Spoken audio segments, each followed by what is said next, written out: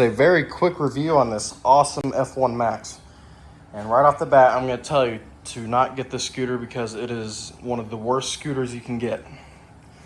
Now, the problems I'm having, you would expect these problems to happen, I don't know, maybe after a few thousand miles, but I'm going to tell you, this scooter has 190 miles on the odometer. And all of these problems had happened within less than 2 weeks of owning it.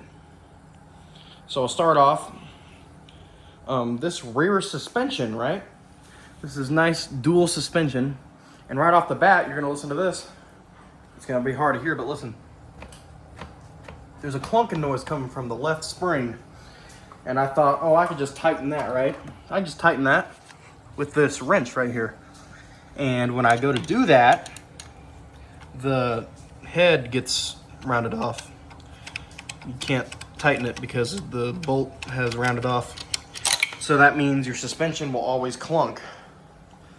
And another thing, when I first got it, my first ride, every time I would take it up to 40 miles an hour, this front end would bounce up and down really fast and would vibrate really bad.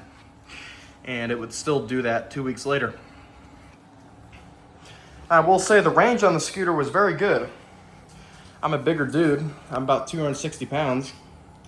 And the weight limit is 330 pounds, so I'm well within the safe limit. And I got up to 24 miles on a charge, which is very good.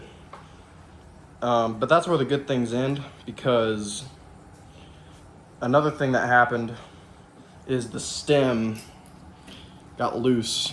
Look at this. There's play right there. Oh, that's not a big deal. You can just tighten the screw here. I'll give it a pass on that. You can just tighten the screw right there.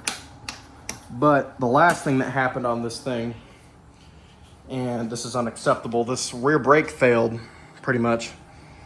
It didn't really work, and I was going over 30 miles an hour, and I went to hit the rear brake, hit it, and it just wouldn't stop. So I had to slam on the front brake to get me stopped from going over 30 on a very busy intersection. And I almost had to bail because of that. So I contacted Ausom. I told them the first problem, this was before the rear brake failed, that the stem was having some play in it, and they told me to tighten the screw a few days later. And I also told them that the rear brake failed and I wanted a refund and I wanted to return it. And they just told me to tighten the front screw, and they completely ignored what I said about the rear brake. And they said if I wanted to return it, they had to have no obvious usage traces, and I would have to pay for the shipping costs, and they didn't even give me an address or a shipping label to ship it. It's very, very professional business. Another thing is these rear fenders rattled themselves. They kept rattling, and I kept tightening them, and they just kept getting loose. So I eventually took them off. And I just took them off and I threw them away because they would just keep rattling. Another thing is when you tighten the grip all the way, it still moves. So I don't know what's up with that.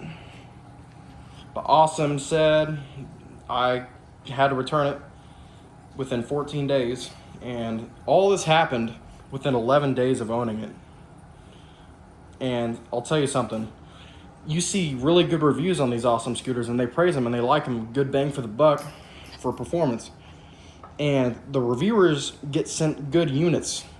What they do is they check them, go over them very thoroughly, and make sure they don't have any problems, make sure the grips are tight, make sure every bolt is torqued to spec.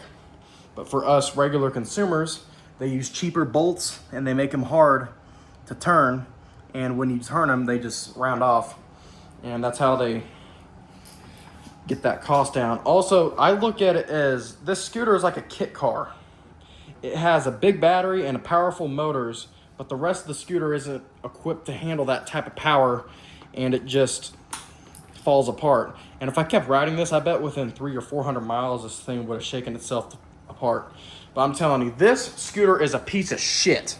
Do not buy any Ausom scooter. You should stick with US brands that have UL certification. What kind of brand does even go through UL certification?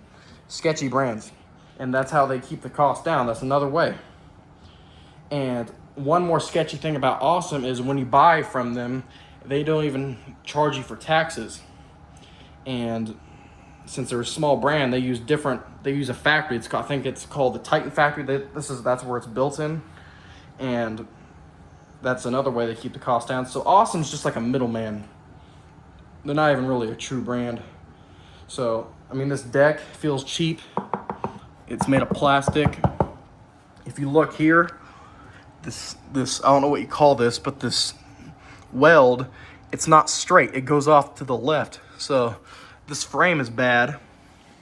And another thing is, within 2 weeks, this tire is pretty much flat because I use cheap tubes. So I would just steer away from this scooter, steer away from Ausom. Segway makes a very good scooter. I think it's better to have a scooter that's built like a tank and not have the best range or the greatest top speed, but it will last a long time. This scooter is completely opposite. It has great range, great top speed, but the quality is just out the window. So the quality control on this is terrible. Don't buy it. This is their top of the line scooter, and I don't care what other reviewers say. This is a real world review and not one of those paid reviews. So I hope that helps.